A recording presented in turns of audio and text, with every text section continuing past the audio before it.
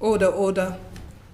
Good afternoon, Secretary of State. Thank you for appearing before us this afternoon, and to Sarah Healy, the Permanent Secretary. Welcome to the Housing, Communities and Local Government Select Committee. Just firstly, Secretary of State, how would you like us to address you, Deputy Prime Minister or Secretary of State? However you like. And? Absolutely. Okay, thank you. We have a lot of questions. We've got our committee here this afternoon, and we're keen to make sure that your replies are quite succinct because we've got a lot to get through. Happy New Year to you. Thank you. Just to start us off, Secretary of State, what are your department's priorities for this Parliament? Well, thank you, first of all, and Happy New Year. And we have a full programme, as you've seen, from July after the general election. We've been motoring at quite full speed. And I think that reflects the challenges we face, in particular, around housing and also, in particular, around local government. There is two key areas where I feel like the pressures have been on, and I suspect quite a lot of questioning today will be around those areas. So making sure that people have a good, safe home that they can call a home rather than an asset, so that people have somewhere where they can live. We've seen the rise in temporary accommodation, and 160,000 children just this Christmas were in temporary accommodation, which the social cost of that, but also the pressures that that's put on councils, I think has been significant. So tackling the housing supply issue so that people have a good, safe home. We, just before we broke up, we had, of course, phase 2 of the Grenfell inquiry, and making sure that we do everything we can to look at those recommendations. And the Prime Minister is coming back in March with the government's response to the recommendations, and local government putting them on a financial secure footing for the future, because they were in significant need going forward. And you'll have seen all the other bits of work we're doing, but to be succinct, they would be the things that I would say that have caused significant pressure, but also about how we were able to stabilise after what we inherited. And that's really important, and it's good to outline those key areas. You'll be aware, Secretary of State, in the department's tweets in the new year outlining some of those key responsibilities and to-do list. A big omission on that to-do list was leasehold reform. So many leaseholders up and down the country, as you all know, that dream of owning their own actually turned into a nightmare. When will leaseholders see reform coming forward, or will they have to wait yet another year before anything's done on that? Well, Chair, thank you, and you're absolutely right. Leasehold has been a significant problem, and it's a problem we inherited. There was work done on leasehold reform from the previous government, but there were big gaps within that bill which were quite complex. We brought forward, as part of His Majesty's King's Speech, a number of legislation, including on leasehold reform. We want to make sure we're moving at pace. We want to take that forward as quickly as possible, but we also want to make sure that there isn't unintended consequences, because there are a few gaps within that legislation currently that could cause problems. I think during the previous Parliament, the Shadow Housing Secretary, who is now our Housing Minister, raised a number of issues, in, for example, that it wouldn't even impact on flats. So there is importance to making sure that we're able to influence that legislation and bring common hold as the default position. So just on that, Secretary of State, when will leaseholders actually see that legislation implemented by the House? Because I think, again, so many leaseholders didn't have a peaceful or joyful Christmas because they were worried about what charges are going to come through their doors. They were worried about the fact that some of them are still living in properties with unsafe cladding. They were worried about the insurance premiums that continue to go up every year. So just in terms of the timeline, Deputy Prime Minister, do you have that? We want to do that within this year, bring forward the legislation. There's a number of things within that you say, like insurance, the remediation plan. We've done the remediation acceleration plan that we put forward and published. We're looking at insurance at the moment and doing a consultation exercise so that we can help people who are in those circumstances. And again, we're looking at aspects of the previous government's legislation around leasehold and how we can amend that, bring that legislation forward, but also move towards comprehensively going towards common hold as the default tenure. What would you say are the biggest funding pressures with respect to prioritisation and local government finance?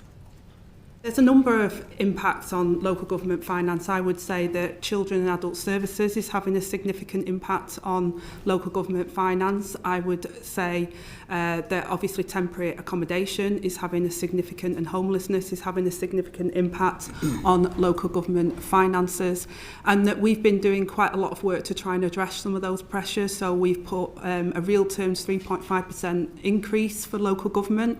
We're moving towards multi-year settlement for local government, which will help them stabilise their finances, and trying to ensure that we get ahead of the problem. The problem that we seem to face, and it's the same with homelessness at the moment, is we're spending huge sums of money on inappropriate accommodation because we can't front load the problem with supply. So the work we're doing to end Section 21 no-fault evictions will hopefully stem some of the problems that we're seeing in regards to homelessness, but also the money that we announced just before Christmas to look at not just putting money in, but also about how we can reform the system to better make sure that we prevent homelessness and that we deal not only with the supply problem that we've got in the UK, but also about how we can put measures in place to mitigate people being homeless in the first place, particularly families. And that's good. And you touched on the number of children who woke up on Christmas Day just gone in temporary accommodation, but yet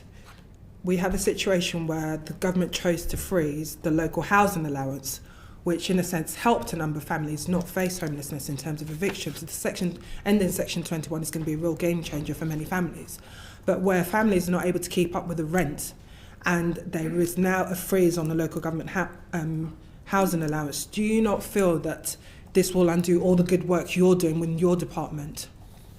I do understand the question that you're making and the issue around the local housing allowance, but what we've tried to do is take a number of measures, including the supply, including supporting families with the work that we're doing with the Employment Rights Bill, monies to families, supporting them against homelessness, ending Section 21 no-fault evictions. There's a number of measures that we're trying to take to prevent homelessness and to ensure that we can deal with the root cause of the problem, which includes why we're spending so much, and there is billions of pounds being spent on local housing allowance.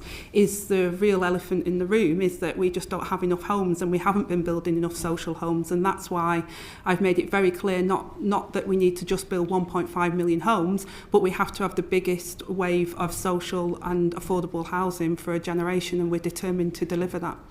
And that has to come at the right time. But were there discussions with both with the Secretary of State for Department for Work and Pensions and the Chancellor with regards to the impact of freezing the local housing allowance, the pressures that will cause councils who are already seeing their departments being stretched, the pressures in terms of that 1 billion additional funding which your department has given councils but will be absorbed because a number of those councils are still spending a big chunk of their funding on temporary accommodation? We have discussions around Cabinet on a whole number of measures, as I outlined the work that we're doing on child poverty, for example. We have an interministerial group on that. The work that we've been doing on homelessness, again, we have an interministerial group on that looks across departments. The issue around children's services and special educational needs and disabilities, we've been working with the departments on that. So there's a number of measures. We know that these are very difficult decisions. We've tried to put extra funding in place, as I mentioned, around homelessness and supporting councils with the uplift of money this year, because the budget that we had to set and the inheritance that we got was so dire. It was about stabilising, and now it's about how we can support the initiatives going forward where we can help families, and we can, in the long run and the medium term, is deal with the supply problem, because the issue that we've got is there's a huge sum of money. If you look at the money that's going into homelessness, if you look at the money that's going into local housing allowance, there's huge sums of money, but it's not the resource that's providing the home, a permanent home that people desperately need. And then until we build those social housing, then we're not going to be able to solve this issue. No, and until we build the social housing, families need somewhere to live now. By freezing a local housing allowance, more families may find themselves being evicted because they cannot pay their rent. Just lastly, Deputy Prime Minister, was there an equality impact assessment carried out before that decision was taken to freeze the local housing allowance? Well, again, there's a number of measures that were taken at the budget, not just the local housing allowance, but a number of measures, including the work that we're doing on renters' rights and other things that can have an impact on it. So it's not just as simple as looking at what's happening over here. There's a number of measures that can impact on family income, that can impact on housing, that makes that really difficult to offset. You can look at one thing in isolation, but there's a number of other measures within the budget that can help and assist. As I say, we've put a huge cash injection into local authorities, a 3.5% real terms increase, as well as money into homelessness, as well as more money into social care, and also the measures we've taken for councils to keep their full right to buy receipts and other measures that have been taken across the board as part of that budget that we hope will stabilise the situation. I acknowledge the crisis that we face in housing. I acknowledge the pressures, stabilisation, but then move to make housing supply the number one priority. And that's why we've been really quite vocal about what we said before the election around planning reforms, around making sure we build these homes. And I'm determined that we meet that target, which is a difficult target to meet, but the whole cabinet are working with us to make sure that the whole government will achieve the 1.5 million homes target, because we know that even with that, so for example, 1.5 million homes, we know there's 1.3 million people on waiting lists. That's just council waiting lists, let alone everybody else who needs a home. So this, even with this target, it is a dent in what is a housing crisis that has developed over a significant period of time, and we're going to make progress on that. Thank you. So there wasn't an equality impact assessment before that decision was taken? Again, I think it's really hard to try and do an impact assessment on one element of the budget when there was a number of measures that would have offsetted or would have an impact on it as well. So it would be difficult to get a real assessment by just saying, well, we'll just pick one thing out and see how that affects without looking at how other things affect that as well. Okay, thank you. I'm going to move on to Lee Dillon. Thank you. Lovely. Thank you. Hi, I'm going to cover some local authority finance questions, if that's okay. So the first one is around funding settlements, and I think we're all accept that the 1 year funding settlement for next year is welcomed by local councils. But in your manifesto, you spoke about multi-year funding settlements.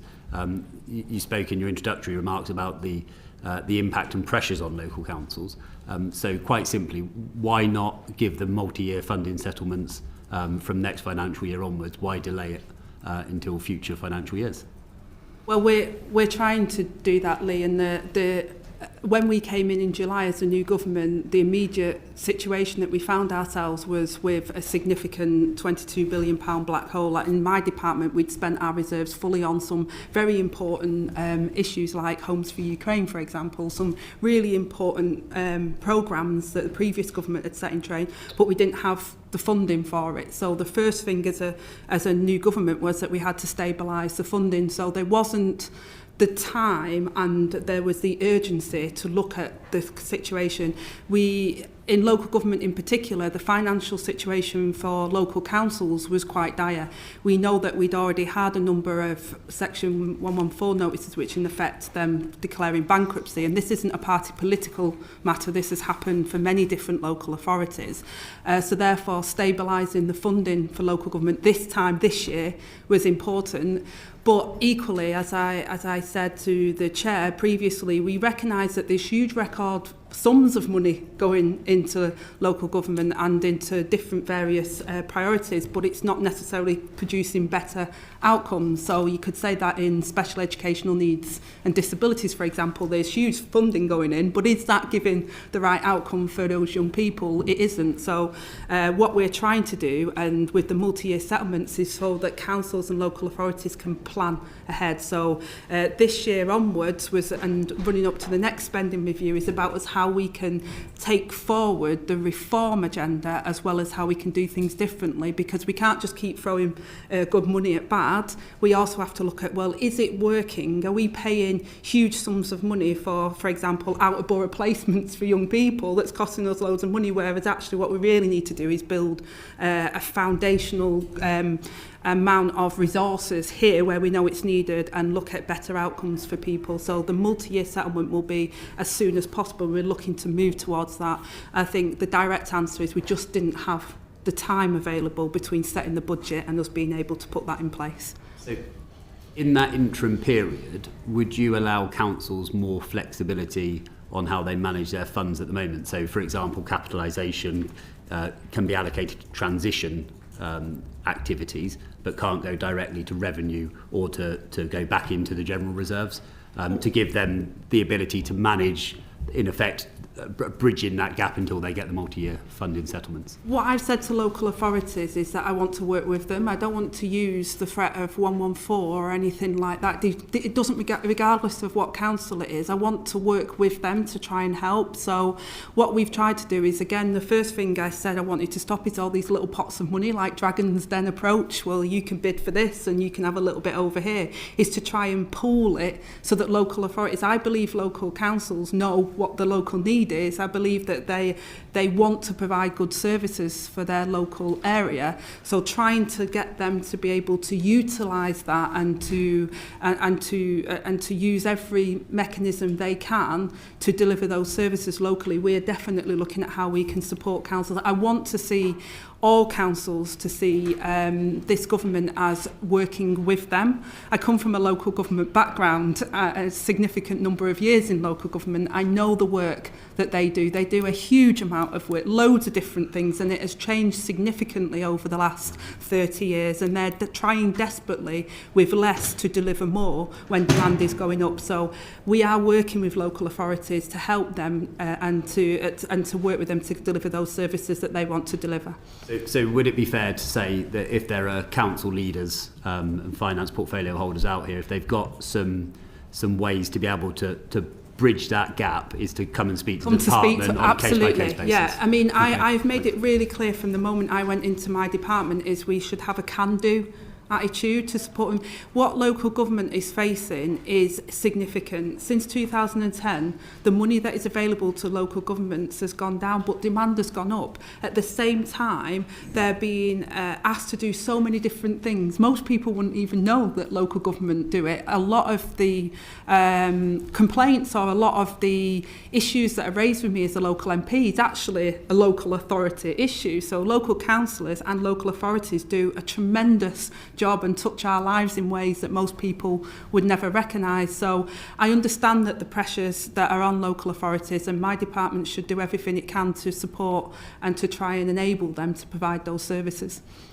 And yeah, I mean, I know my own council of West Berkshire delivers over 700 services to its residents, and a vast array of services, and I know other councils will be similar. If I can just move us on to national insurance contributions, so indirectly. So the government's definition of a public and sector employer doesn't seem to extend to wider public service delivery bodies such as social care providers. And according to the King's Fund, the adult social care sector employs just as many people as the NHS. So has the government, or can the government provide clarity on any mechanisms for compensating these providers for the additional tax costs that they're going to face? And how will you help councils out if there isn't a mechanism in place? Yeah, I mean, the government announced an additional £515 million of support for local government, including the mayoral combined authorities, fire rescue authorities, specifically to manage the impact of the changes to the employer national insurance contributions that were announced at the budget. And I know this is a pressure, and again, I come from an adult social care background, so I completely understand the pressures on care services in particular, and the fragmentation of care services and care providers and how they operate. We are working, like I say, we gave councils the real terms increase in their core spending power as well to try and support that. But we also, you'll have seen in the employment bill that we're putting forward around a fair pay agreement. I'm not quite sure that's the right name for it, by the way, because it goes way beyond pay. Actually, what we need is a care structure that has career progression, that understands the complexities of delivering care in the community, but also the opportunities to give people the best quality care in the right place at the right time, which will unlock savings if we're able to deliver that. So the FPA for me will be a game changer in terms of recognising the vital role of care workers, but also unlocking where the money needs to be spent across the NHS and care services, including within the care providers across the board, not just those that are considered the public sector, to deliver better outcomes for people. And I think not only will that deliver better outcomes, and I believe it's what I became an MP for, so I can wax lyrical about it. Not only do I believe that this will deliver better outcomes for people, but I know it will save money for the taxpayers as well. So hopefully taking that work forward over the next 12 months we'll be able to deliver for those care providers as well, because what we've also seen over the last 10 years or so is many care providers leaving because they say they can't afford it, and that's created a bottleneck again because people can't get the care in the community and therefore end up in hospital. So I think this is a real game changer, working with employers in the sector, the NHS, local authorities and others, and the trade unions that represent the workers. I think we could do something really special in this area that will deliver for people and will be able to offset some of these challenges we face, notwithstanding just the NICs, but other issues that we see in this sector. And then just one final question from me, Chair, just still on NICs and adult social care. When the NICs rise was considered, a bit like the impact assessment on LHA, was there any impact assessment done on adult social care in particular and the pressures that the NICs rise would put on that service, given how important it is for the whole NHS model to have a functioning social care market? I think the way I would answer this is that we know that there were pressures, not least just the NICs pressures we knew, but also the changes within the national minimum wage, for example, through the Low Pay Commission and the work that we did there. We know that there's pressures, and therefore that's why the extra funding, both that the Chancellor announced through the budget, the £550 million extra funding, but also the uplift that we gave to local authorities and the work we're trying to do to give local authorities more unring-fenced money so that they can then plug the gaps that they see in their system at the moment, and then also not just that, but give local authority the opportunity to look at reform as well, because they want to deliver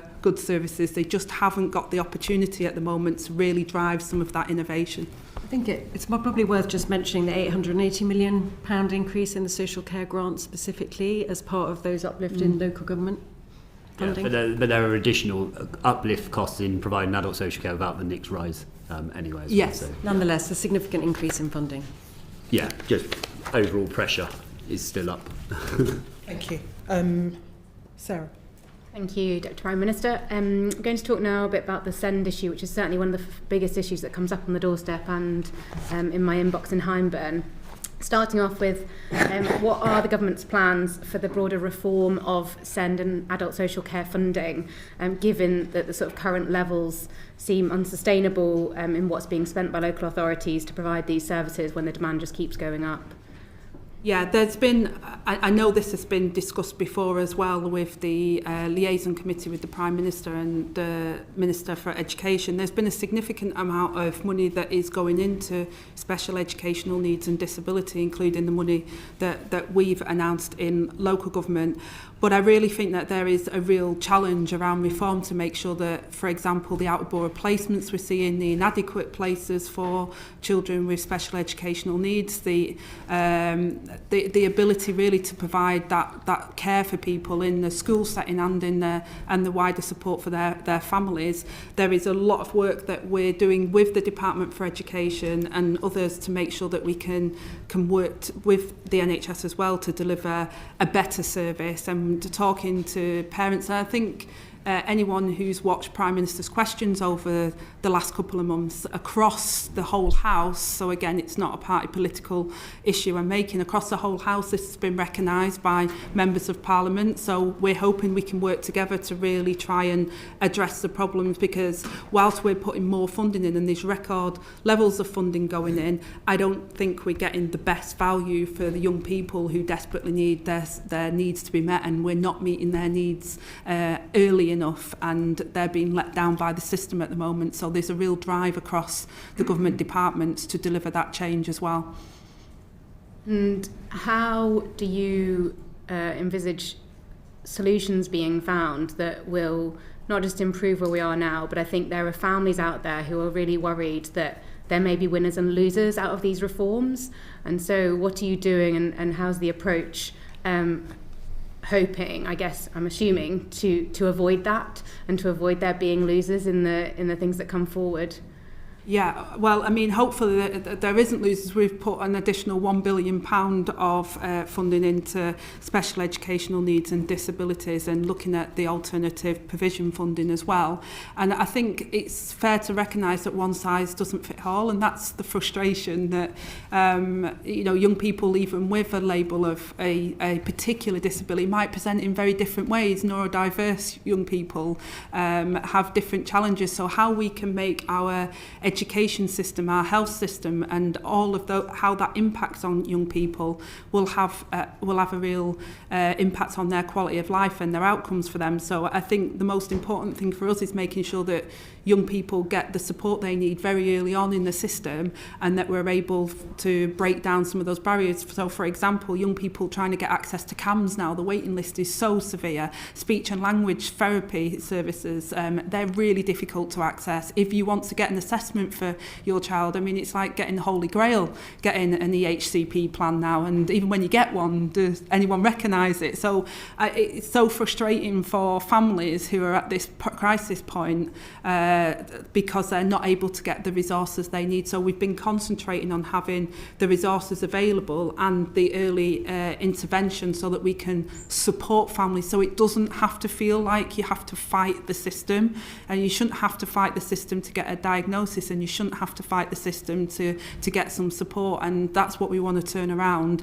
And I think part of that is around looking at different types of provision that's available, but how joined up those services are as well with health, education, housing, local government, and so that people don't have to navigate a myriad of various different places where they go and find a door, one door slams and they have to go and knock on another one, and it's incredibly frustrating for families in those circumstances, and it costs us huge sums of money, and we don't have good outcomes for those young people. I think it's really important that removing that sort of adversarial approach within the system is something you hear again and again, but how you also ensure that often what happens currently is that those with the loudest voices are often those with the most time and capability to fight within the system, and the children that might need the help even more are constantly left behind because their parents don't have that same capability. So how within the reforms you're going to tackle that particular issue so that we can be confident the children that need it the most are the priority and not just the ones that can afford to shout the loudest?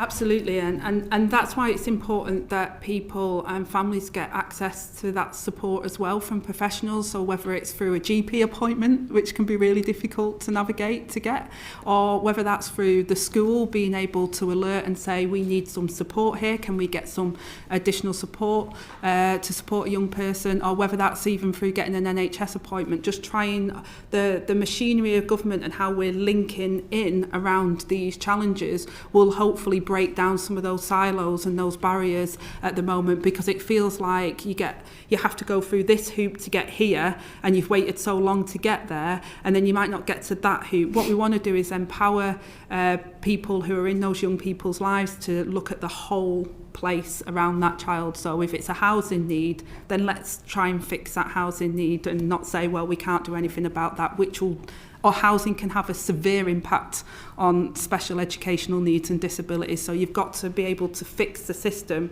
to have a whole systems approach to it. And that's the work that I know Bridget and Liz, both with the Child Poverty Task Force, they've been doing a huge amount of work, not just on poverty, but on how we can provide the best outcomes for children as part of our Opportunities mission.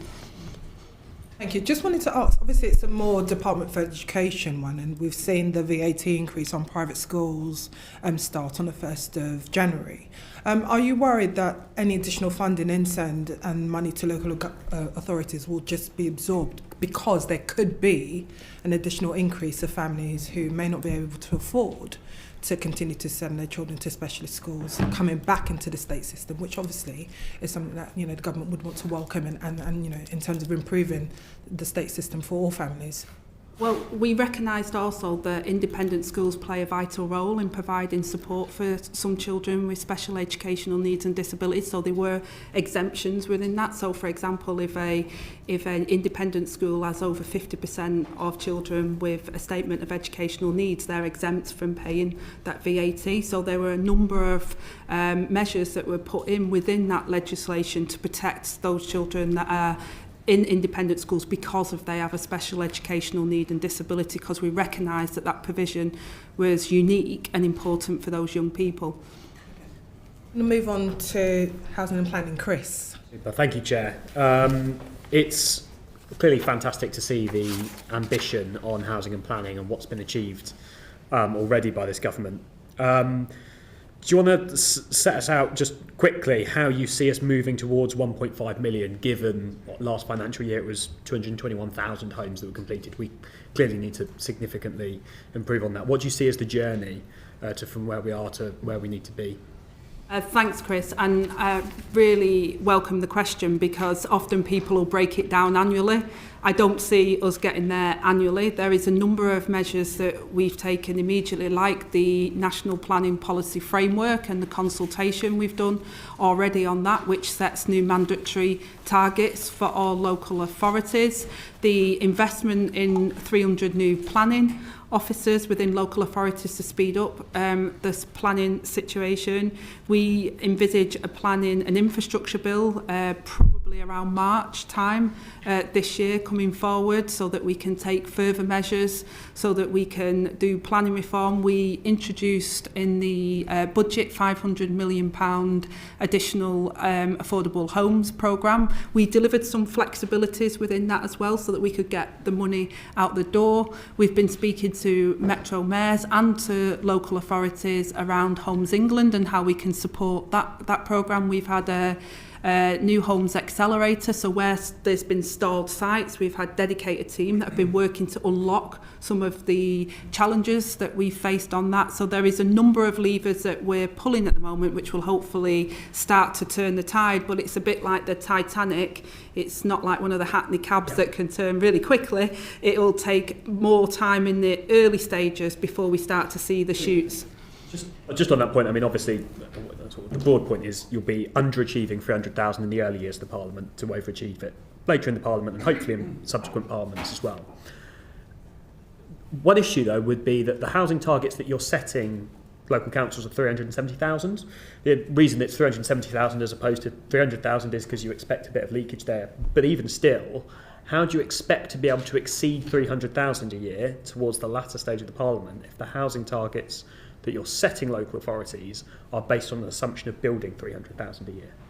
Well, again, we're already unlocking sites that were having challenges, and you're absolutely right. I do see us ramping it up as we get through the course of this Parliament. But with the new mandatory targets, which are over the 1.5 million homes targets, and we've also got the New Towns programme, which the task force will report later this year around new towns and the opportunities for that as well, which is not within that 1.5 target currently.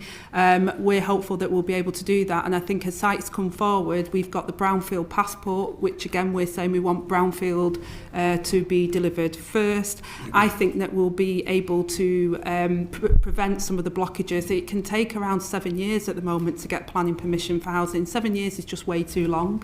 We need to have a system that, if you have the rules in place that protects nature, that makes sure that the houses are built safely and in the right place, and that there's been local consultation through the local plan, I think we can speed up that process. I'll come on some of the other blockages in a minute, but I mean, if it looks like we need to be increasing the annual number towards the end of this Parliament, will you look again at that 370,000 number and potentially look at increasing it?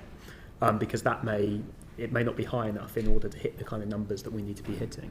Well, I've set that target, and most people, to be honest, Chris, say this is ridiculous. We can't make that target. Not me. Make it higher. But if somebody wants to come forward and beat that target, then we're not going to turn around and say, no, you can't do that. We want to... Look, I said at the beginning to the Chair that even with the 1.5 million homes target, which is a stretch target, and the whole of Cabinet are determined, I don't lose. I hate losing. I've always been underestimated all my life, and I'm determined personally not to lose this fight either.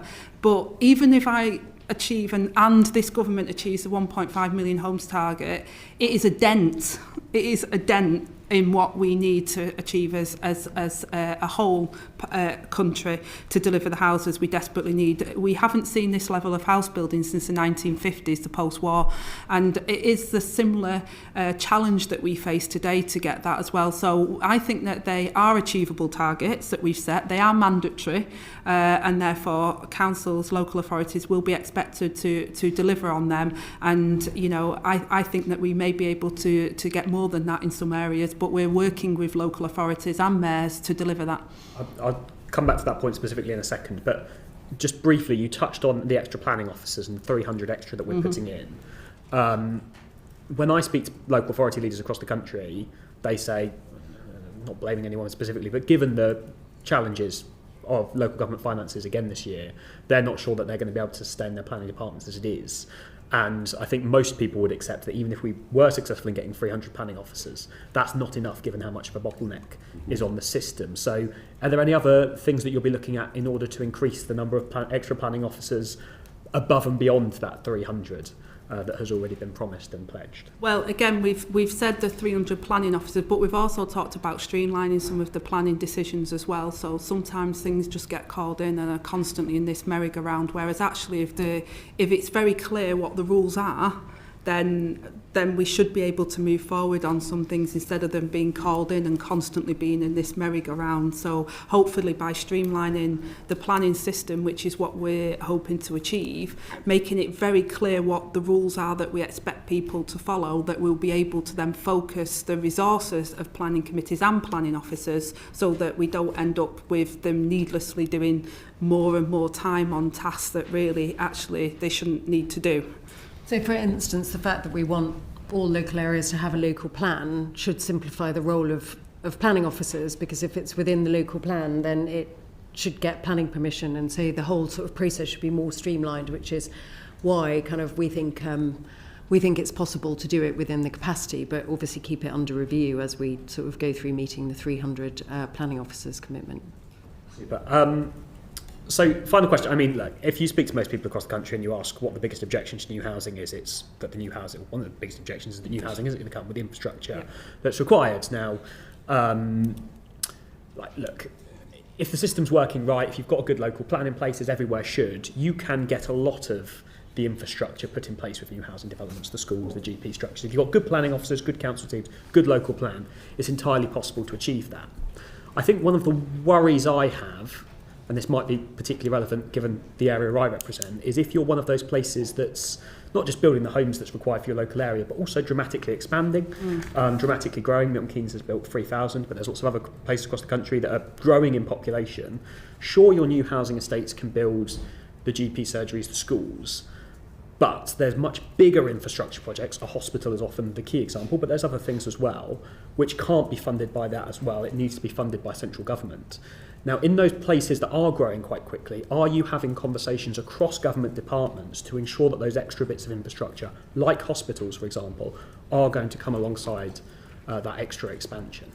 Well, let me first of all acknowledge that. And I think, I've always been frustrated by the NIMBY-YIMBY sort of argument. I don't get that, because I think nearly everyone in this country knows a family member who's got a housing need that isn't being met, a daughter or a son who can't get on the housing ladder, or somebody in temporary.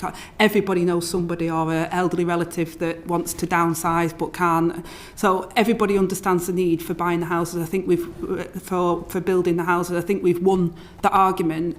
I think the rightful challenge and what's happened in the past is houses have been built, but the infrastructure, whether that's through 106, not being able, not getting the infrastructure that was promised from developers, or whether that's, as you say, government not providing the infrastructure that's needed. So the short answer is yes, I'm having those conversations, because actually the buy-in that we need from the electorate when we build these homes is that they have to see that that infrastructure is going alongside it, and there is cross-government work on this to make sure that where we do have those housing, that we've put extra resources in to ensure that the 106 notices, that we hold developers to account, we get the best from those 106 notices as part of that planning deal, but also that as a government we're also looking at GPs, hospitals, dentistry, and we know there are already pressures on those areas, but making sure that the schools and other facilities are built as part of that, and the transport and connectivity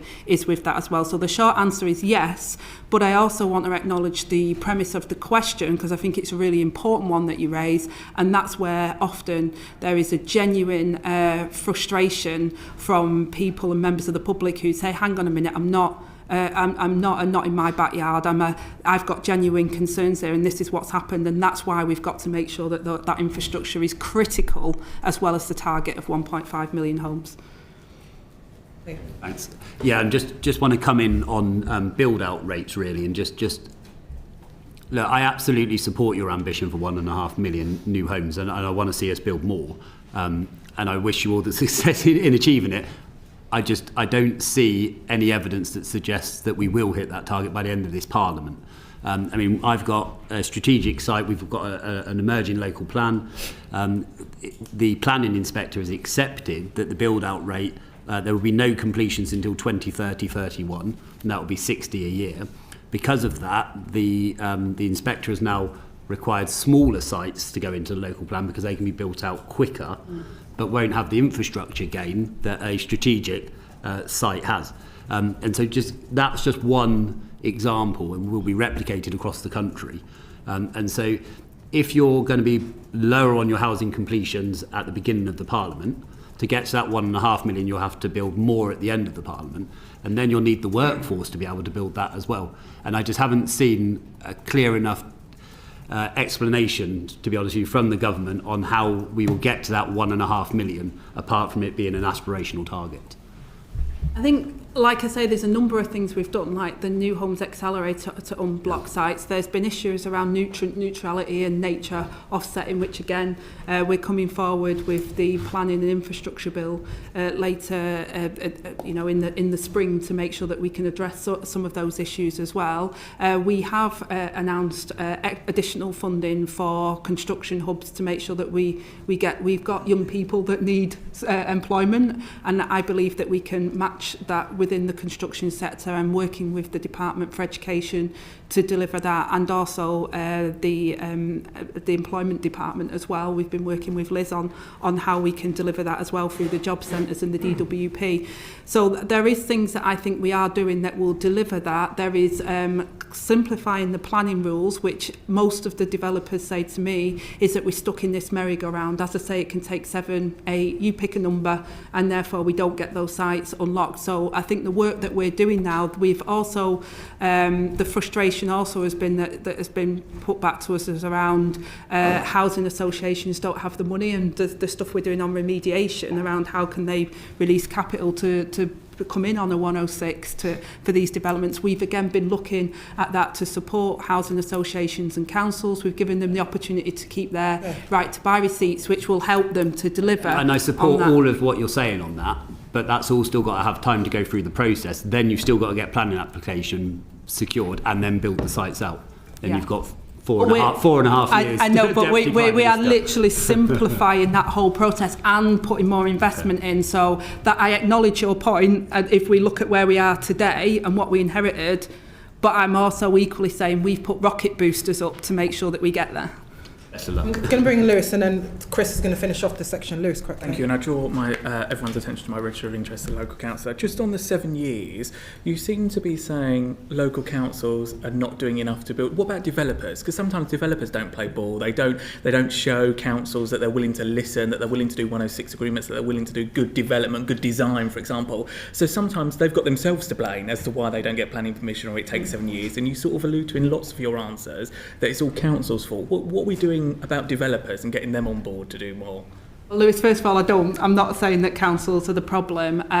Planning can get stuck and bogged down, and that's the acknowledgement, and I think that's just a fact. If you look at what's happening, that's what happens, and that's why clarity to the system is important, but also making sure that you hold developers to account. I think I alluded to that with the 106 notices, and making sure that we've got a dedicated team within my department that will work with local authorities to hold developers to account on that as well. And we're also supporting small developers as well. So we have huge developers that are in the business at the moment, and we want to encourage other small and medium developers to come into the field and support them to make sure that they can also develop in areas as well. So there's a number of measures we're taking to try and there's a carrot and a stick approach to this, Lewis. There's the carrot that says, look, we're going to streamline planning, we're going to make it clear so it's not subjective, so that you're not bouncing around. But equally, I expect you to hold your feet to the fire on that you're delivering on your 106 notices, you're building the houses that people need and not what you think you can get the biggest profit for,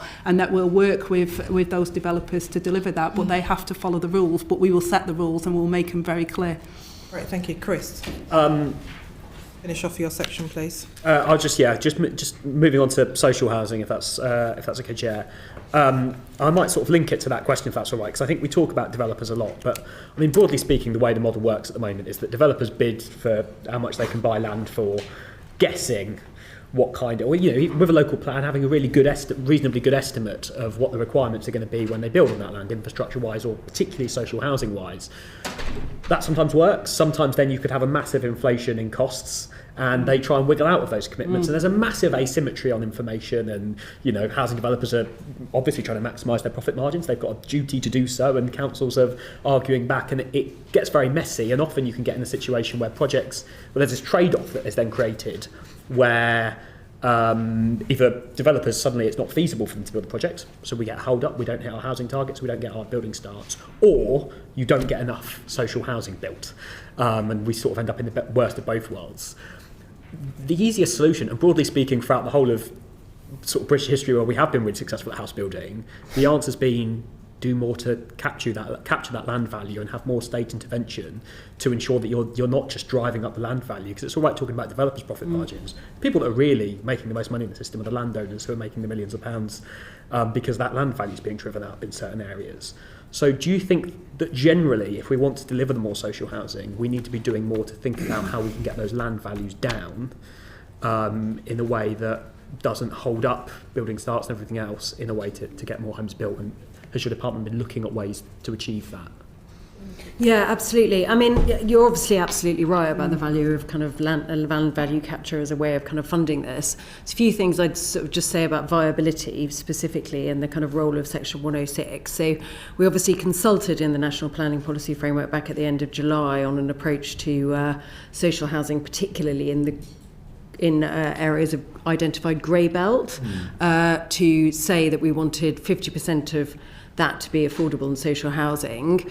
We amended that approach specifically because of concerns over viability, and have set out that we want the local target for affordable housing plus 15% to be the content of the National Planning Policy Framework, precisely because we want to make sure we're taking account of that viability issue for developers. And what we've said is that we are going to come out with much more tight guidance about the way that viability is assessed, because as you say, we end up in these sort of debates between developers and local authorities, and in order to get the housing built, we end up agreeing for lower amounts of social and affordable housing than actually we think is kind of able to be built. And we think by tightening up that guidance, we'll be able to try and kind of constrain some of that and make sure that those arguments end up a bit more sort of balanced and only take account of viability issues when they're genuinely the case. And until we've got to the point of that tightened up guidance, then when it's the use of grey belt land under the golden rules, we're going to stick with our local target plus 15% as the proportion of affordable housing that needs to be built where land is released for use. But I mean, outside of that, is there anything else that you think should be looked at? Yeah, I mean, we'll obviously be looking, particularly when we come to things new towns about how we can make absolute best use of that. We've also obviously consulted on reforming compulsory purchase orders as well in order to try and make sure that we can get hold of land where it's particularly strategically important. Okay. Thank you. The only other thing on the social housing one is obviously your predecessor had a target of 30,000 new homes, Secretary of State. In terms of the issues that you outlined in terms of homelessness, in terms of people on the waiting list, how are you going to make a dent in that if we don't have a figure and a target for how many new social homes are going to be built by this Parliament? Yeah, I appreciate the challenge, Chair, but the reason why I haven't put a target other than we will have the biggest wave of social and council homes of a generation. The reason I haven't put a target on it is because, first of all, every government has failed to meet the target that they've set, but equally, as the Permanent Secretary just described just in that last answer, there's a number of different permutations. So depending on the local plan, which I'm not in control of because it's a local plan, they will identify the areas of land that could be used, and then depending on the area of land that could be used and the land value and other factors dependent upon how many social and council homes you can get from it. But what we will do is set out clear, like we have with the golden rules for the release of grey belt, what we think people should be delivering as part of that, so that we do get those numbers, but it very much depends on the land and the local plans on how many of them are delivered through which programme. So it would be foolish of me, without having those local plans, to even then a minimum try and, level, Secretary of State? Well, I think the minimum level is that I've said the biggest wave of social and council housing for a generation. So I mean that's quite a big target. I don't want to fall below where we've been in the past. I want to way exceed that. But the challenge and the reason we've put the golden rules in, and the reason that we've put so much resources into making sure that developers don't whittle out of their obligations under 106 notices, is so we can, and giving the councils the full right to buy receipts and the more additional money into affordable housing programme, is all about making sure we can deliver more social housing. But it would be ill-advised to, with all those moving parts, to try and give you an exact definitive figure, because it would be impossible. I could just go and then maybe I might reach it. Thank you. Nishaba. Thank you, Chair, and thank you, Deputy Prime Minister, for being here today, and also for recognising some of the big challenges we face around not only with the housing crisis but homelessness more generally. Just on that, what has the interministerial group on ending homelessness achieved so far? Well, we put a additional significant amount of funding, so there's an increase to £233 million of funding, nearly £1 billion of additional funding for homelessness and rough sleeping. What was announced at the budget, and also a £10 million emergency support package to protect rough sleepers. And we know we've had a particularly cold spell over the last couple of weeks. We've also been working with put an uplift of 192.9 million to the homelessness prevention grant to tackle causes and not just the symptoms of people being homeless. And we've been working with charities, with local authorities, with the mayors, to look at how we can also look at those vital support services around that, because often people can find themselves homeless and there's a number of different factors, not just about the practicalities of having a home. So there may be substance abuse, there may be other ongoing issues. We've also been looking at the criteria, and I wrote to local authorities in November around making sure they understand their obligations around homelessness and around making sure that people are housed within their area, and that they're given that support as well. So we've been putting additional funding in, but we've also been trying to look at we've identified 20 local authorities facing the most acute pressures for B&B as well, for temporary accommodation. So we've been looking at emergency accommodation reduction pilots as well with them, to test their innovative approaches to kickstart new initiatives of how we can prevent homelessness and how we can support people back into homes that they can feel safe and secure in. As I say, one of the one of the things that really, on a personal level, impacted on me is in my role as Secretary of State, I've visited over the Christmas period a number of the homelessness charities and spoke to those that work in the sector, and just that figure of 160,000 children being in temporary accommodation just makes me really upset, because it's not just the fact that they haven't got a home, it's also, it has an impact on all of their life chances, and therefore trying to look at innovative ways of how we can support and prevent homelessness is something that I've, not only as me as Secretary of State, but also that interministerial team have been looking at how we can deliver the services for people. So, for example, Bridget has been looking at how we can support young people that are coming out of care, so looked after children going in transition, how we can give more support, for example, in those areas. So there's a number of different things we're working on to try and support people, and particularly vulnerable people who may find themselves at risk of homelessness or homeless. Thank you.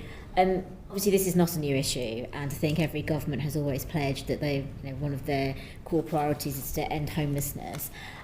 Just in terms of some of the many complexities that you've highlighted around this, a lot of work has already been done in the past on how we can end it, and there are learnings that can be taken from everybody in, but also from reports such as the Kerslake Commission, which detail how some of those complexities, particularly around rough sleeping, can be addressed. How are you going to be using those learnings, and is there a timeline in terms of the strategy for delivering an end, in terms of ending homelessness and the strategy to do so? Is there a timeline set to that? Given that the last government had a very clear timeline which they weren't able to achieve, how are we going to be able to ensure that this time it's different? I think it's really challenging to set a timeline for it, and in particular the challenges we face with the inheritance that we've got at the moment, and the projections of where homelessness is going, and therefore one of the biggest things we need to do is deal with the supply. And obviously, as I say, the Section 21 no fault evictions are having a significant impact on homelessness as well. So some of the learnings from those 20 local authorities that we're looking at, those pilot projects, there is also, I'd just like to add, some incredible work that's going on an individual local authority level and mayors. I might be biased, it's Greater Manchester Mayor, but I've seen a bed for a night and what the Greater Manchester has achieved through the combined authority on tackling homelessness, and how we can learn from that. But there is unique challenges for different areas, rural areas, city areas, coastal areas. So therefore, part of the piloting and looking at what works is about how some of the challenges that local areas face need to, one size doesn't fit all, but I think some of the bigger challenges, and you allude to it in terms of the Kerslake report, is around, it's not just about providing a home, it's around having the right services for people when they need it at the time that's right for them, and being able to access that. And I was reminded at Christmas of the work that Shelter was doing around, people coming in and then having those services available immediately for people at the time when they need it, so that we can get them on track. I think that's incredibly important, and there's other work that we've also been doing with the Home Office and the Ministry of Justice as well, around people who faces homelessness as well, because they provide pressures on the system as well. So making sure that, for example, we inherited a dire situation with the prison system, is how we can make sure that this service is available. So if you are leaving prison, that you're able to get employment opportunity, or that we can access services so that people don't end up homeless and end up back in a cycle of crime because we haven't got the services in place to support them. So there's a lot of work that our interministerial team have been looking at, of how we can try and make sure that those services are there for people when they need it the most, because that will affect their outcomes longer term, and therefore it will cost us more money if we don't do that at the beginning.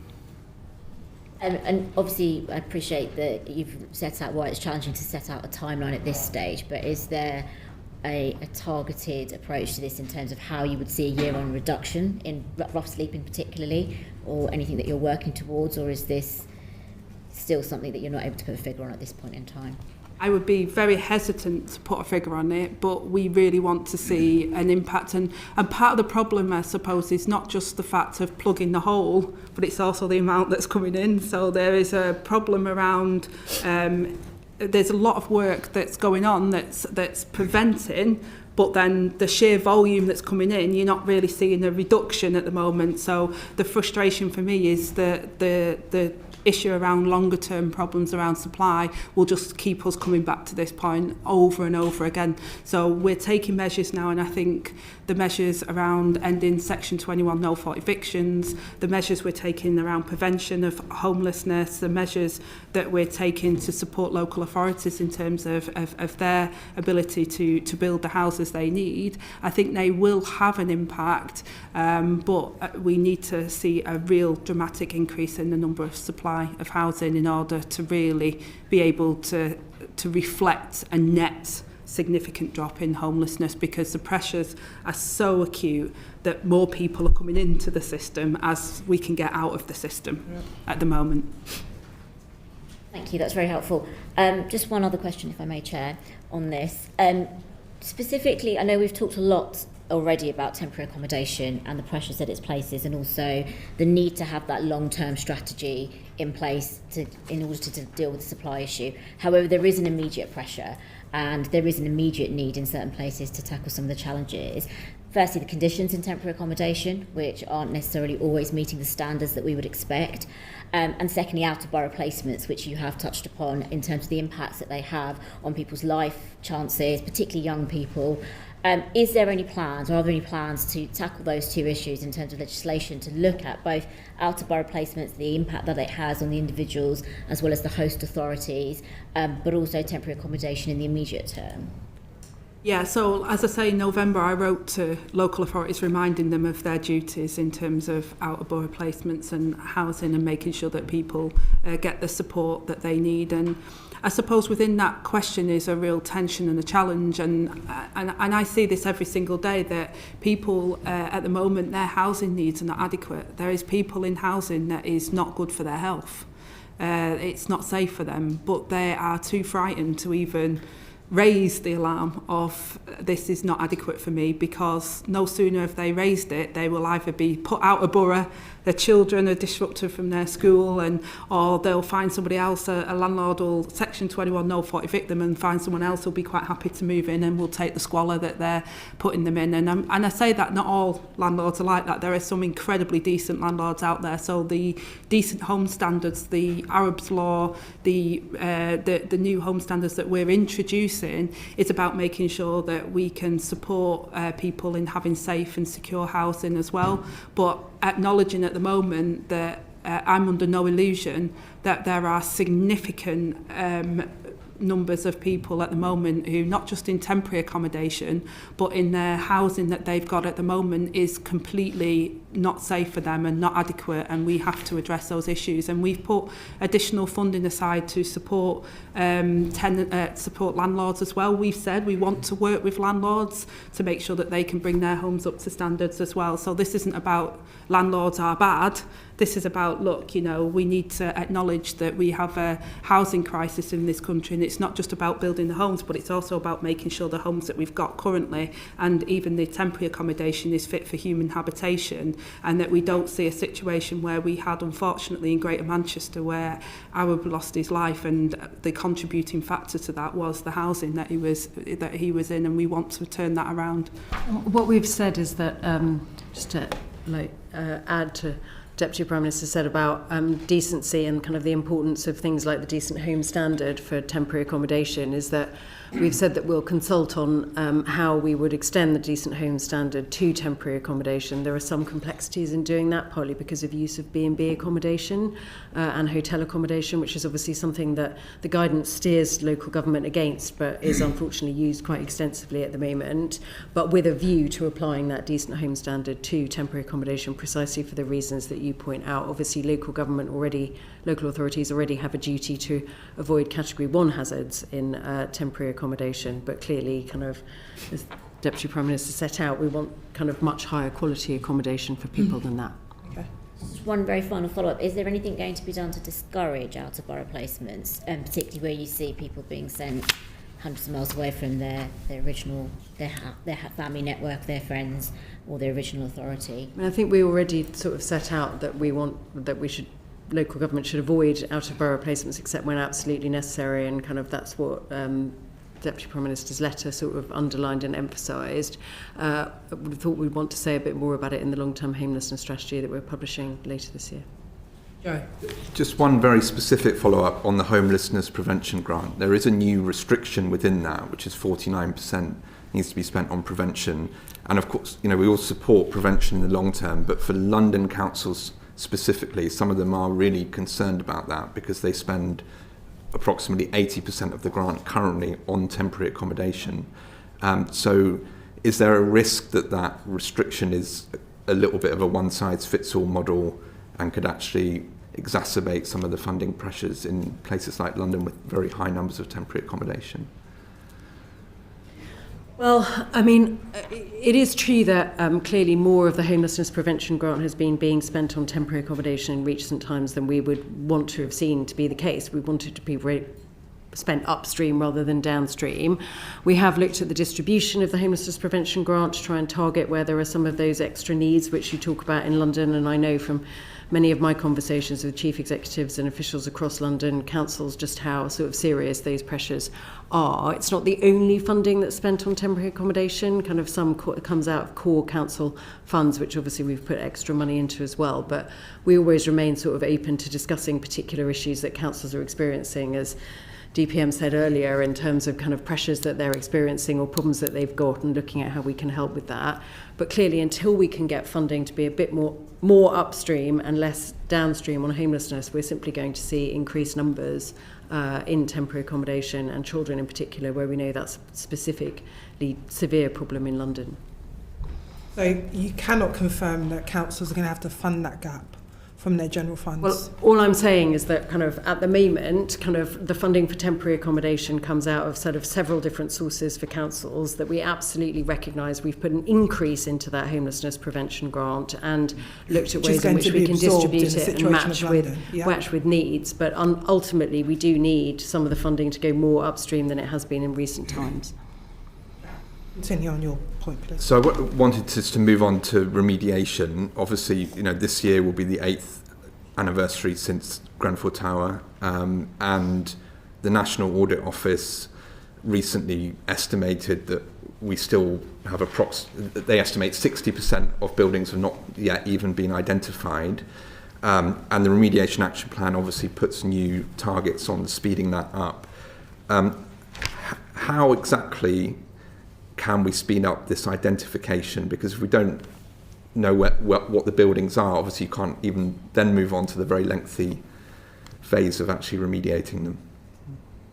Yeah, and I totally acknowledge that point. More than 7 years after the Grenfell tragedy, the remediation has begun or has been completed on only 48% of those buildings that we've identified, and that's why we felt it was completely unacceptable and that we needed to have a plan which is now covered by, I think, 95% of those developers, and those people that are responsible will be part of the remediation acceleration plan to make sure by the end of this Parliament that all those buildings that we've identified above 18 metres will have the remediation completed. And we're also looking at the buildings that are under just over 11 metres as well, with unsafe cladding, and making sure that they're on a path to that as well. Otherwise, the landlords will be liable for severe penalties as part of that. We're also looking at how we can identify those buildings as well, and people coming forward. There's a piece of work that we're trying to do with the looking at the land audit, etc., and trying to make sure that people do come forward so that we do have a understanding of how many buildings that are currently that we think that are not in the programme at the moment that actually could be in need of this remediation. At the moment, we don't have a true figure. It could be, I think, up to 7,000. Yeah.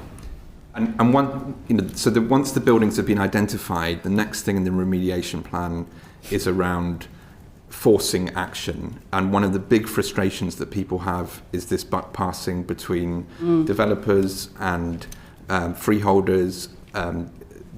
Obviously the issue of what leaseholders will face versus others.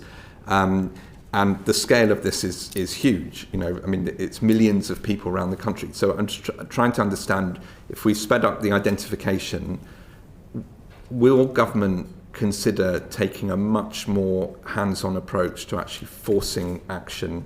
Because the plan says that this will be considered, but doesn't really then say how we'll actually knock heads together to actually get these buildings finally into a decent state. The short answer is yes, and I will consider bringing legislation forward. We believe that we will need further legislation from the phase 2 of the Grenfell report.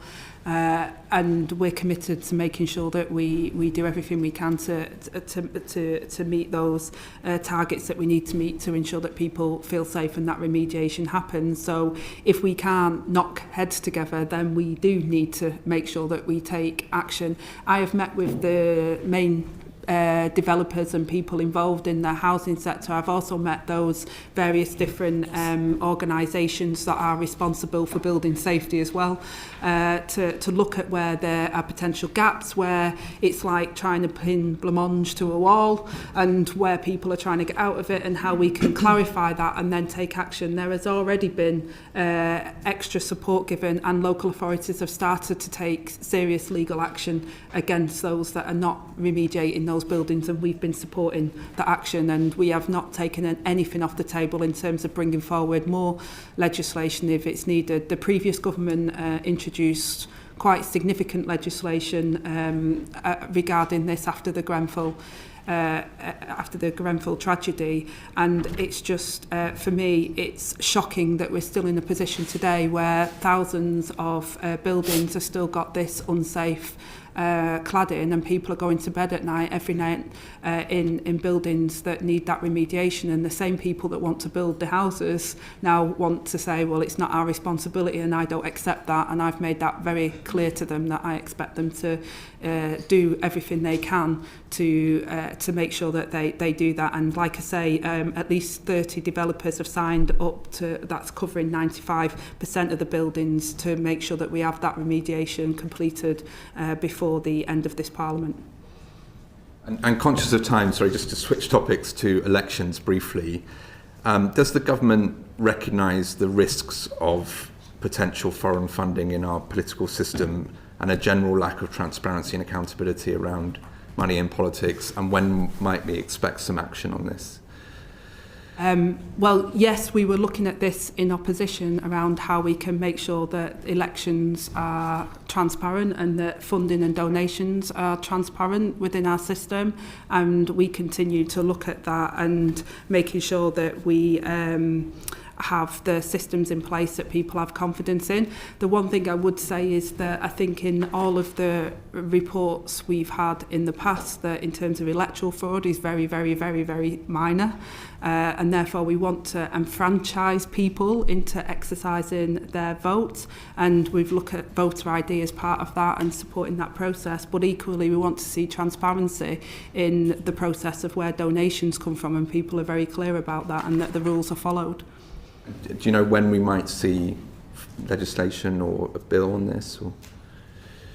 Well, it wasn't within the King's Speech this time, because I think you'll have noticed that quite a lot of the King's Speech legislation was in my department this time, and just to say a huge thank you to all of the civil servants and the ministers and everybody else that's been working with us on what the task we took on since the election. But I certainly would want to do that as soon as possible, certainly before the next general election, so people are very clear and have confidence in our electoral system and in the transparency, and that people can exercise their right to vote. I get frustrated that people feel disconnected from politics and politicians. I want people to be engaged with that process and to have confidence in our political system, and that's what we'll be hoping to achieve. Thank you. I just wanted to bring in Gagan just back on planning. Thank you, Chairman. Just Secretary of State, thank you for attending this afternoon. I've had a correspondence from George, one of my constituents, who's disabled, and they want to talk about future-proofing your planning. They're wheelchair users. The question they've asked me to pose to you is, how many of the new homes that Labour plan to build will be wheelchair accessible? In London, 10% of all new builds must meet the M4 (3) wheelchair standard. Will the Secretary of State roll this 10% quota to the rest of England so more wheelchair homes are built? Second question, given the huge shortage of accessible housing, will the Secretary of State be implementing Section 36 of the Equality Act and Schedule 4 and bring them into force? If so, when? I understand that they're very technical questions. I'm happy for you to write back to me, but I did want to acknowledge George did write to me. So. Sure, and thank you to George for writing, and I think there has been announcements that's been made in the Department for Health as well around accessibilities recent in the last couple of days to make sure that people can retrofit and to get the equipment that they need to live independent lives. But what we don't want to do, and I think, you know, without answering the specifics, which I can get back to you on, is we want houses to be accessible. First point, we don't want to be having to retrofit, or we don't want. We've got the same problem with energy efficiency, and that's why we're saying that homes should be safe, secure, and energy efficient, but they also should be accessible. So there is a lot of things that we could do, which actually, if we're doing them up front as we're looking at the planning stage, that actually will impact. And you touched on accessible housing in terms of, I think I mentioned earlier as well, around people who maybe want to downsize, but there isn't the ability for them to do that at the moment. I think there's a high demand on bungalows. I think if we could build more bungalows, people would be very, very happy. But I do think sheltered accommodation and supported living as well, there's not been the resources put into that as well. So we're looking at how we can support through housing associations, through local authorities and with developers about building mixed tenures.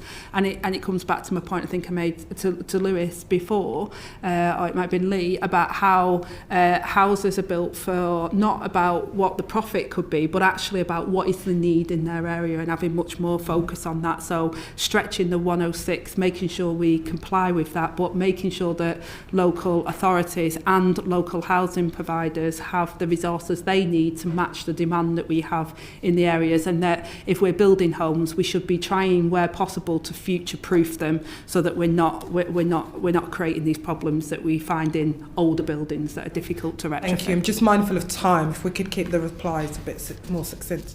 Just on that, Secretary of State, you'll be aware that the predecessor committee had a report, an inquiry on disabled people in the housing sector. We still haven't received a reply to that, so it'd be helpful if we could get, as a committee, get a response to that. I will chase that, Chair. Thank you.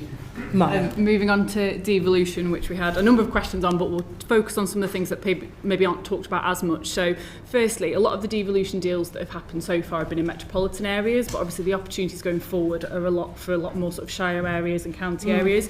So can you just tell me a bit about what you see as the greatest challenges and the greatest opportunities for devolution in those more rural and sort of disparate areas?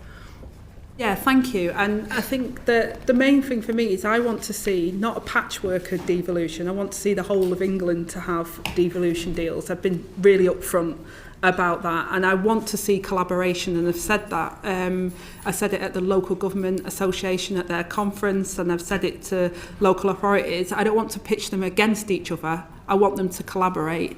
And this is the issue that we've also said around unitarisation and looking at how we can get the best and most efficient, but also the landscape and the economy of scale to devolve more powers to areas. So it's not a local authority footprint. So transport, connectivity, skills, employment, these are big, chunky central government powers at the moment that actually, if we could get more devolution and more combined authorities and a mayoral model where there's a seat around the table of the Council of England where they'll be there, then actually I think we can make an incredible difference to ordinary people's lives, because people don't go on about their council much. They don't. Their footprint of their life isn't around. Oh, I just stay. Like, take mine for. I just stay in Tameside. You know, we move, we work into Manchester or into Oldham, and the bus and the family connections and the jobs connections are much more bigger footprint than that. So for me, having devolution across the board is what I want, and what I've tried to do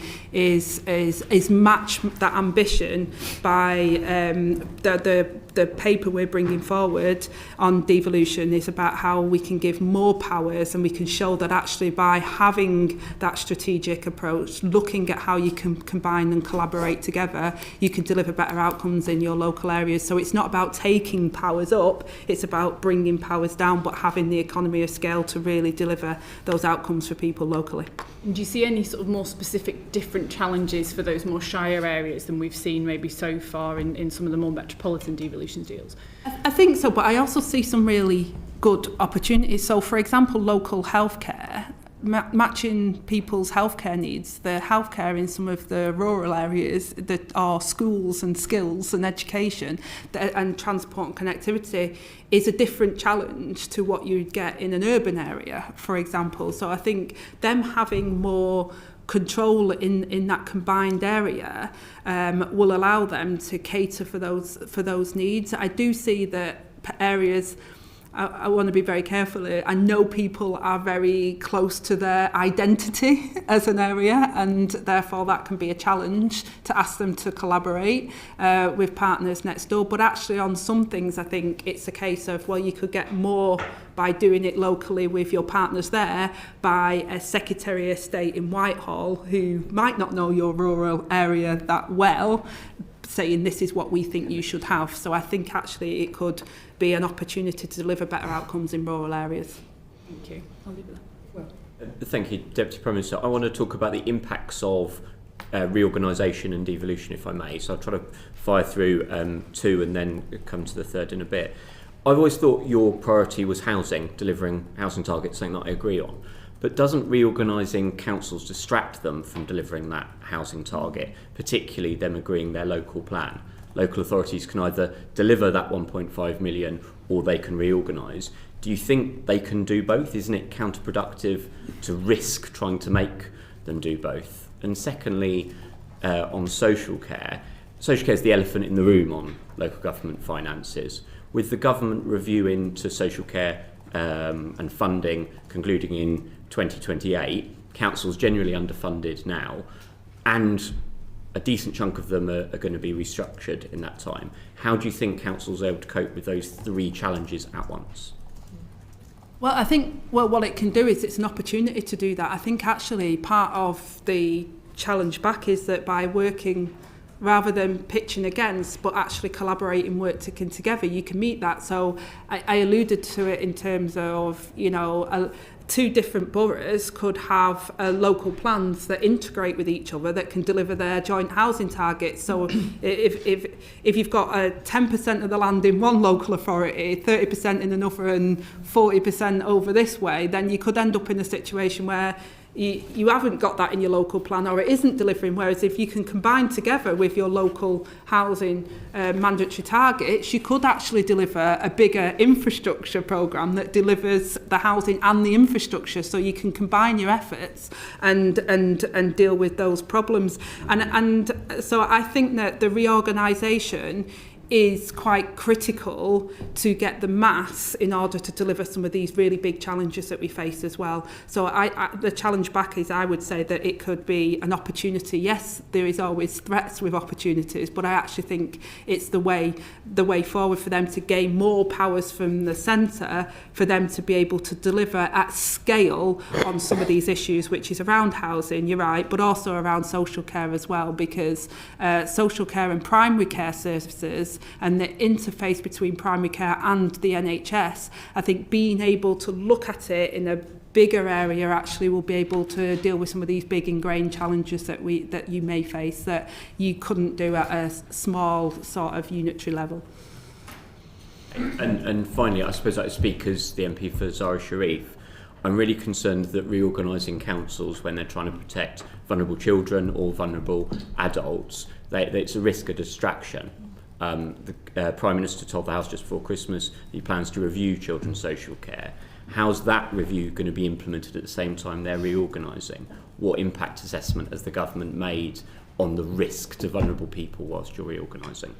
Yeah, and what happened there was an absolute awful case. And I think one of the challenges is that councils are very clear around their safeguarding and their children's services and what their statutory obligations are, and they should be ingrained, and the recording mechanisms and also the way in which they're inspected is the same. So there should be no deviation or excuse to not safeguard young people and children, because they are statutory obligations that each and every local authority has, and therefore they should be able to carry out those duties. And I don't see how reorganisation is an excuse not to do that. I think it's very important that we learn the lessons of the past as well, and making sure that actually that all of those systems are not failing. Far too many cases I've seen, even in my time in local government as an MP, constantly seeing where young people have fell through the net, and we've got to make sure that we deal with that, and we make sure that our children's services are absolutely up to scratch, and that we know where our young people are, we're identifying them, and that we're able to support them when they need it the most. Bring in Lewis and then Sarah. Thank you. So in the devolution white paper, it talks about unitarisation, it talks about 500,000 people. What does that mean in reality? Does that mean creating super councils of 1 million plus? Does that mean creating councils of 200,000? Can you just tell us your thoughts around how fixed that 500,000 is? Well, we've set a benchmark that we would consider it to be around 500,000. We've not said it has to definitely be 500,000, and if it's so, therefore there's a number of factors. What we're saying is local areas, to give them a ballpark, is we want you to come together. We want to find that efficiency. We think that 500,000 is a benchmark figure, but it could be slightly less depending on the local circumstances, or it could be more, but that we want to see the economies of scale so that they can collaborate and come together. What does slightly less mean? Does that mean 300,000, 350,000? Well, not really, no. We've said 250,000, we've said 500,000, but if a local area came to us and said, right, well, we've got these district councils here, and we want to come together, and we think that this is the right area for us, and this is why we think it, because we can deliver on education, we can deliver on social care outcomes, etc., etc. These are the benefits of it, and this is the geography of why we've come together to collaborate. We're not going to say, well, actually, no, we think you lot know nothing. We're working with local areas to say, find that economy of scale and work. I mean, there has been acknowledgement that the economies of scale isn't always there, and therefore working with them to find that local solution is how I'm trying to work towards it. We put the benchmark of 500,000 to give them an idea of what we would think of it. So if two came together and said we're 200,000, we'd probably be thinking you're not there really, you haven't got it, but we're working with them locally. So what are you going to do? So you're reorganising the Conservative counties. What are you doing about the small London councils, or your own councils, 231,000 according to the last census? So are you saying to them, well, you've got to merge with the council next door because you're not quite big enough? Or say Lambeth, 317,000, are you saying to them, you've got to merge with the London Borough next door because you're not big enough? What are you doing in those cases? Yeah, well, we're part of Greater Manchester Combined Authority, so we already collaborate. So we collaborate on social care, we collaborate because we've got devolved. Andy Burnham as our mayor has got a significant number of devolved powers. We collaborate on our housing plans, for example. So we collaborate on our transport services. We've seen some significant benefits actually from our local authority from that collaboration, and I would encourage local authorities to collaborate more. I would encourage my local authority to collaborate more, because I think people's lives don't work on the boundary of, well, you're Tameside, so it doesn't matter what's going on in Oldham, or it doesn't matter what's going on next door in Stockport, because actually people's lives don't work like that. So actually finding ways to how our healthcare system operates. My mum lives in Stockport, I live in Tameside, she's visited Stepping Hill Hospital, she's visited Tameside Hospital. I mean, the needs are the same. How you can collaborate services to deliver for people in local areas, and also transport routes, I would say is incredibly important. So I wouldn't exclude my local authority from doing that as well. I think it's a really important way of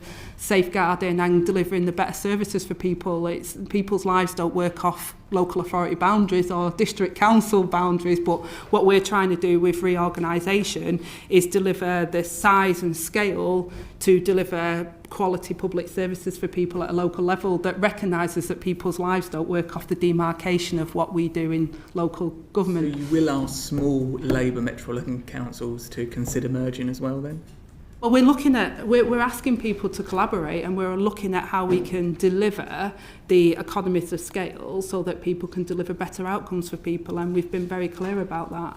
And collaboration is what I've said is a driving force of this government, not competition, not pitching one against each other. I know you use Labour and Conservative. I'm not in the business of doing that. What I'm trying to do is look at how we can deliver better outcomes. And in fact, as a Labour government, I'm trying to devolve more to local areas, and you'll know those local areas are not always Labour areas. I'm trying to work to deliver better outcomes for the electorate that have lost faith a lot of the time in politics being a driver for change in their areas, whereas what I would argue is devolution has unlocked change. Like, we've got better transport and bus systems in Greater Manchester because we've had devolution, so I'd say it's a win for people in their local area.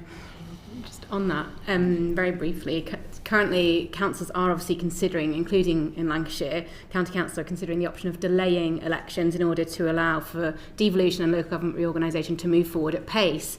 However, it's led to some suggestions of our country being like a dictatorship, so I was curious as to how you would respond to those accusations. Well, we're not dictating, first of all, and the Minister for Local Government and Devolution wrote to councils in two-tier areas and their neighbouring small unitaries on the 16th of December to set out the next steps for delivering devolution and reorganisation. And the letter indicated that we would be willing to postpone elections if the council requests that to help them manage the demands of planning for devolution alongside reorganisation. And it is an if, and it's not us dictating that. And it really is about if they are looking at reorganisation, they are coming together, it would be absolutely ludicrous to do that in the middle and then have another election within like a few months of them just about to have an election because they're reorganising how they do things. It would be a crazy situation. But we're not dictating to local authorities to say you've got to stop elections. Our devolution agenda is not to delay or stop elections. I want to see more democracy exercised, and that's what devolution is about for me, is about giving more power to people to see how politics can genuinely change their lives for the better. Last final question. Yes, so thank you very much for answering so many of our questions. But my last question is just around our town centres and high streets, which are such an important part of so many of our local communities. And as you've just talked about, giving that power locally, just in terms of what are the safeguards that are going to be put in place to enable businesses and within our high streets and those who want to set up local enterprises, and how can we ensure that our high streets and town centres are thriving given the budget that we've had recently and the forward plan for this government? Thank you. Yeah, we continue to work with high street businesses, and the Chancellor and the Business Secretary has been really clear on making sure across government sort of effort is to support those high street. We're addressing strategic issues on areas including high street regeneration. You'll have seen the things we've done with the high street rental auctions, which gives more power to local authorities to bring high streets back into life. The skills issue, sustainability and productivity. And we're supporting small businesses' ability to invest and grow with a range of measures, including protecting small businesses from the inflation in business rates by freezing the small business multiplier for this coming year. And we're also looking at improving the financing offer for businesses looking to export and committing to continued funding for key business support programmes like the Growth Hubs and Help to Grow. So we recognise the challenges that small businesses have faced. I know it was a difficulty in terms of the relief that they were getting through the COVID period, and the Chancellor recognised that in the budget by making sure that we gave some protection and long-term sustainable, so they understood what was coming and how that was, because it was a cliff edge before, whereas now we've been looking at how we can support small businesses on the high street. So there's a number of measures we're taking, and we've also done a lot of work on antisocial behaviour as well, and making sure that there is powers and measures and police in place so that we can support the high streets, where often people are frightened of a crime that they see going on. And there is a number of things we're also doing to support shop workers as well, that we've been putting forward in terms of legislation to protect them from violence and for shoplifting. Final follow-up. Thank you for that. Just one final follow-up on the rental auctions. Obviously, I appreciate that's a current phased pilot that's being reviewed. At the minute, it doesn't necessarily give that flexibility around buildings that have been sat empty for a longer period of time as opposed to shorter. Will there be opportunities for local authorities to feed back whether it's working in terms of some of the challenges they're facing? Because, you know, if you've had a property empty for 1 year, then I think at the minute that offers a real solution. But if you've had properties empty for 15 years that could be really brought back into use, it's not quite there yet. I think the sort of purpose of doing it in that kind of rolling pilot kind of form is precisely because we want to get that kind of feedback, and obviously we're bringing forward further work on supporting communities later this year, and high streets will be a vital part of that because we understand how important it is to the success of towns and cities that people live in. So the English devolution bill also has the right to buy for valued community assets, and again that I think feeds into to that process as well. Thank you very much, Secretary of State, and thank you, Permanent Sec, for attending the Select Committee this morning, answering our questions. We look forward to welcoming you at future Select Committee meetings. I'll bring the meeting to a close. Order, order.